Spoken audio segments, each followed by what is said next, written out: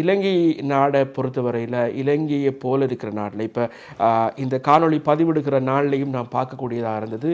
மாணவர்களுக்கு கோட்டை புகையிரத நிலையத்துக்கு முன்பதாக போலீஸ்காரர்கள் அடித்து விரட்டுகிற காணொலிகளை காணக்கூடியதாக இருக்கிறது. நிறைய துப்பாக்கி சூடு இடம்பெறுகிறது.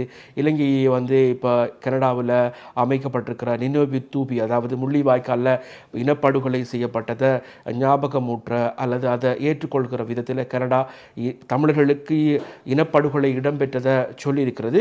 அந்த இனப்படுகொலைக்கு ஆதரவு தூபி அமைக்கப்பட்டிருக்கு. ஆனால் இலங்கையில் அதை எதிர்க்கிறாங்க. இப்படி இலங்கை யுத்த குற்றம் செய்த நாடாக கருதப்படுகிறது.